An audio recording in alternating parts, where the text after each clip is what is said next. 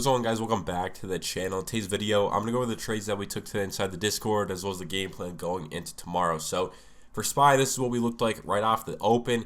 Yesterday I told you guys that going into today, treating the market as neutral, and we were pretty much neutral today. So if we look here on the 30-minute, pretty much just tells me the trend in the market. And since this green line is below the blue line, with this blue line being flat or curling down, that means the market's neutral, and this chart actually crossed negative. So initially, bulls had the trend here on the left side of the chart when we got this cross here. 10 SMA going above the 50 with the 50 curling up. Market was bullish as soon as that 50 ended up turning up. And then since we lost the 50 yesterday, and then with this 50 SMA pretty much flattening out off the open here, you can see right off the open, we actually ended up getting that turned down to the 50. Market was officially neutral at that point. But either way, we were neutral going into today, and I was just looking for a cross on either side of the premium. So if we go to the 0DT chart now, this is where we get our entries, 5-minute time frame for these. And if we first look off on the put side, there was nothing, obviously, since the market just pretty much ended up ripping into the afternoon. So if we pull up the puts real quick, this is what those looked like. There was no, obviously, entries given here. Right off the open, you could see 9:30 ended up opening above the 50. Never got the cross on the put side right there. If we did get the cross on puts, it would have been a solid trade to take. We never got it, so there was no entry to go short today. So nothing on the put side right there. And then if we go to the call side, this is what ended up happening. So right up in here, very choppy day, another choppy day on SPY. This is pretty much how it's probably going to be for December. Bit choppier action, but you know, that's completely fine. I'm just going to look for opportunities elsewhere when it comes to individual stocks. We're going to go over some names that we end up taking today, but yeah, majority of the day today was just closing out swing positions and locking in gains on swings. And you know, if SPY doesn't want to give us some good action, then I will 100% look at other setups and take those on individual stocks. But when it came to SPY, all we're looking for is 0DT call across. So we finally ended up getting one right in here. We got this 10 going above the 50, and this took a little bit to actually flatten out and curl up. So I took a starter. Let's see, I was in this light size on this initial entry right here. I'm going to find when we end up entering this. Yeah, so 101 p.m., which was right on this candle right up in here. That's when the 50 ended up turning up. I'm pretty sure it ended up turning back down. It definitely looked a lot better while we're in the trade. Yeah, you can kind of see right here. It's really hard to see, but it actually sloped up a tiny bit right here. There's a little curl of it, and then it ended up pointing back down slightly. And I ended up closing this for 15% loss. I was on super light size on this entry. That was the first entry I took because we want that 50 to be curled up when we take the entry. You can see right up in here, very clear that if you just zoom out a little bit, you can see this 50 actually was sloped down right in here. So off the initial cross, 50 was down, no entry. It curled up, I got in, and it was still kind of in between, curling up, pointing down. So I ended up getting out of that for 15%, and then got back in once we reclaimed this 10 SMA. I actually ended up holding this all the way up until all the way up in here. So as long as 10 SMA held, I was in the trade. So yeah, we reclaimed the 10 SMA. I ended up going long at 138. So that was right on the pretty much open of this candle, or no, not the open of the candle, during this candle right here, the 135 candle. 3 minutes into that candle, we went long, got initial move for like 40%. I didn't trim any, and we got a pullback. As long as this 10 SMA held, I was going to hold the trade. We held it all the way. We continue to hold it. I mean, right here, it's the slightest close below, so I didn't end up selling that. We ended up ripping higher. Again, I was only up like 40%. I ended up selling half of it right up in here, and then I just sold the rest on this little pullback. You could have continued to hold, but at that point I was only up like 15%, so I just cut it at that point. It went a little higher, but nothing. I mean, maybe I would have been up like 50-60%, but wouldn't have been anything crazy. And that's what we did today for SPY. That's how I managed it. I didn't even trade futures on this. Just with how the action's been, I decided to go with options. I just feel like it's easier to manage the trade, hold it a bit longer, and yeah, that's what we ended up doing on SPY today. Other than those entries, there was nothing else to take. There was no entry to go short. 2 long entries were the only really ones that you could have taken. This first one, obviously, you could have taken it. I mean, it didn't work out. The 50 was just kind of being weird, and once we got the reclaim 50, ended up turning up super hard. This was obviously a way better look, so I actually ended up sizing up on this trade, and I actually ended up averaging up after I saw this 10 SMA wick and hold at, what time was this? I sent it in the Discord when I averaged up. I'm pretty sure it was on this candle right here, actually, the 241 or whatever that was. But I did average up on this. Yeah, so yeah, 201 is when I averaged up. So right off the open, pretty much of this candle, averaged up some. And then because at this point, after it wicked, I was pretty much sitting like a couple percent in profit. So I added some more, and then we got that move higher in the end of the day. So yeah, that's what we did for SPY. And then when it comes to individual names, we have first being Apple. I told you guys I ended up holding some of this into today, and yeah, we got a nice move off of the open here. These were up like 150% off of open, and that's where I ended up pretty much closing majority. I actually held a runner all the way back to break even. I had like 2 contracts left, and that ended up getting stopped out at break even, and then I added Apple back at the close. So this is a trade that I have going into tomorrow. We pulled back to this 50, massive support here on the call side. So I ended up grabbing the 290s for next week's expiration, just so I have a little bit of time on my hands. And yeah, we have Apple calls going into tomorrow, and I plan to hold these going into next week as well, most likely. I think Apple's going to keep sending. Charts are super super bullish. 4-hour chart is just crossing here.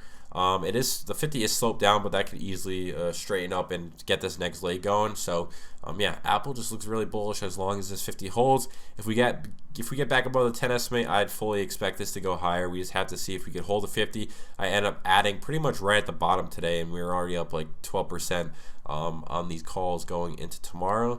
But again, SPY did reject a major pivot point on the 30 minutes, so there's really no telling of what way we're going to go. Kind of need the market to bounce. We need Apple to be strong for this to bounce off the 50 and continue the trend. But yeah, I like how this looks. 50's up hard, and that's just a dip buy on the trend. This is the first actual dip that Apple has gotten since we flipped pretty much bullish on every single time frame right here. So this is a good opportunity, low risk entry. If we stop out of like 20, maybe not even, it'd probably be like a 20% stop, honestly, if we did get stopped on this trade, versus a like 50 to 100% reward on the trade. So good risk to reward on this entry.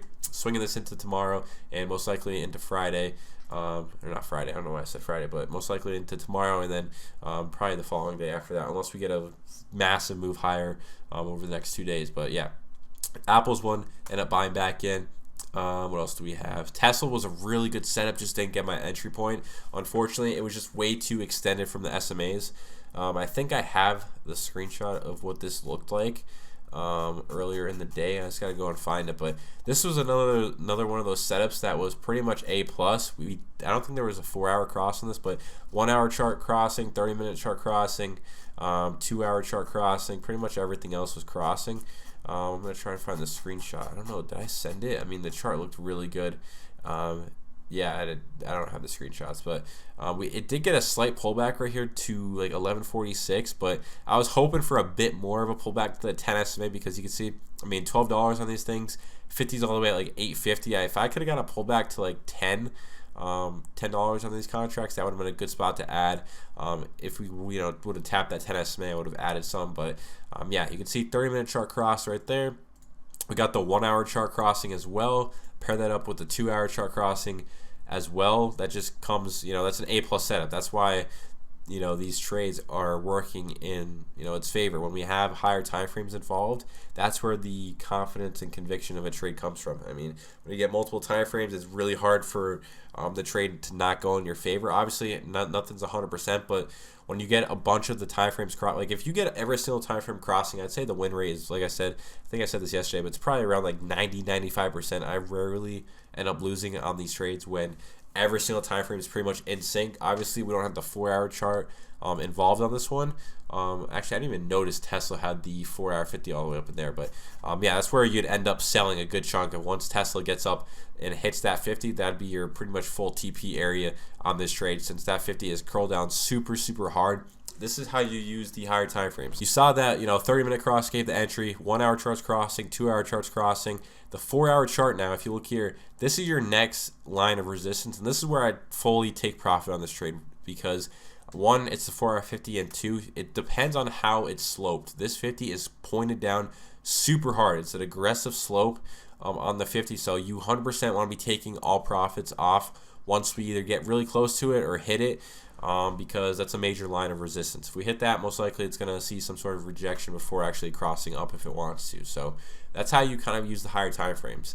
I don't play these rejections. It's kind of more so a line of take profit areas, like when you're playing these crosses. So yes, they are major pivot points. Like on a 4 hour, maybe you could toss some short, but for me, I just prefer playing the crosses on the 30-minute, using the higher time frames to align with like some take profits. Like if we have a 2 hour 50 slope down aggressively, maybe that'll be a take profit for me when I'm in a 30-minute cross. Same goes with like the 4 hour chart. If you're in this Tesla play, that 4 hour chart is going to be your final TP on the trade. It's major resistance. I'm not sure what the daily looks like. Yeah, there's no daily 50, so there's nothing to really go off of from there. But that's how you use the higher time frames when you're playing these 30-minute crosses, and that's how I go about doing it. So what else do we have? I know Palantir was a really good setup. I shared this in the Discord. I didn't get an entry on it, or I didn't call it out for an entry, but you 100% could have taken this. I mean, I shared it once this candle closed right up in here. I mean, very simple. Got this cross right here, very extended from the SMAs. This is not a cross you'd be taking on Tuesday, and we got a pullback all the way to the 50. And you could have added this at the close, or if you wanted to wait for the next day, wait for the next day. We ended up holding the 50. We wicked right off of it. Next candle closes above the 10 SMA. 10's pointed up, 50's up. Really good setup here to go long on Palantir. And these contracts went 421 all the way up to 723. I think this is going to continue to run because, again, higher time frames right here. 1 hour chart looks really nice. Next leg up. 2 hour chart is just starting to break above the 50. I think this is going to go across and send us all the way up to this 4 hour 50 possibly, which is sitting all the way up here at 14.9 on the contract. So these have literally over 100% to good. It'll probably be like 100% by the time SMAs catch up, maybe a little more. But I think Palantir is going to be setting up for a next leg up. Going into the second half of this week and going into next week. It's possible we get a pullback to the 50 again, but in the end, I think Palantir is going to keep ripping. The chart looks really good, and this is one that you could definitely keep on watch if you want to buy a dip in the trend. Watch for this 50 SMA. There's a chance it doesn't happen. We just continue to fly, but just something to look out for. Again, these setups are the same thing. Every single trade is pretty much the same, where they're buying a dip at the 50, playing a 30-minute cross, playing a 10 SMA reclaim, and then using these higher time frames in sync with that 30-minute chart to kind of give us a high conviction trade. If it's just the 30-minute chart, it's still a good setup. It's just not as probable, I guess. When you have the higher time frames, like I keep saying this, but when you have the higher time frames crossing with the 30-minute, that's kind of what makes a really good setup when it comes to these charts. So hopefully that makes sense. You definitely need to look at the higher time frames. You can't just go off the 30-minute, in my opinion, because obviously there's going to be higher areas of resistance on the higher time frames. So depending on how far away we are from those and which ones are crossing and which 50s we're currently at, it's important in determining if it's a good trade to take or a good cross to take. But yeah, that was Palantir. Yeah, I think that was it when it came to individual names for the system. But I ended up taking a swing on RR right here. Let me full screen this, but really good breakout setup. I mean, I haven't taken a breakout in a while just because obviously the market pulled back a while, like in November. So obviously breakouts aren't something I'm going to be looking for when the market's pulling back. So that's just that's where I gear over towards the system. When it comes to the downside, it's just way easier to play in my opinion and really good for entries. But breakouts are really, really powerful, man, when it comes to swing trading. I mean, this is something that I've started to do over the last couple months, and I just feel like I have a really good feel for swinging, and when it comes to options on individual names, it's very easy to see, in my opinion. Once you kind of see your setup, it's very hard not to see it anymore, because when I look at a chart, I can pretty much automatically see if it's a good setup, and this was a textbook one. Call this one out today off of open. It's very simple. We just had this little trend line right here. You can see obviously rejected there, rejected here, rejected here. It doesn't, the way you draw the trend line does not matter, because that is not how we're gauging our entry. It's just kind of a visual of what we look like and the trend that's currently in. We're kind of rejecting here, rejecting here, rejecting here. Again, it doesn't matter how you drop. Like, okay, if I bring this down a little bit, sure, it doesn't matter. It's still the same concept, and our entry is not based on that trend line. It's based on the previous day high. Honestly, you could have taken this yesterday. Try this thin candle right here. Usually before we get a big move, we get a thin candle on lower volume, and that was this candle right here, upper wick. Honestly, if I saw this earlier, I would have taken this yesterday, but it's kind of the same thing today. If you look here, I mean, honestly, you could have went like this. You mark out previous day high when we're getting tight in this little, I don't even know what you want to call it. I'm not good with patterns, wedge or whatever you want to call it. All I know, we have this little trend line going, and we just use this 5-minute high right here, and this is exactly how we go about doing this. So I gotta take my ICT Johns off this. I just like to use that for session highs, but where was the high at? Over, I don't even know, what day was this? Monday's high? Yeah, right up in here. So as soon as we break above this high on what, it's got to be on some volume. So we didn't break above this high until, I mean, there's literally no volume. Okay, maybe I wouldn't have taken this yesterday. Obviously, all the volume came in actually today. So my bad on the entry yesterday because there was low volume on this name, and obviously it ended up picking up today. So that's kind of irrelevant. I didn't realize the volume was so low yesterday on the 5-minute. It just looked very weird, but same thing. Previous day high right here, and this is how I got my entry. 5-minute time frame.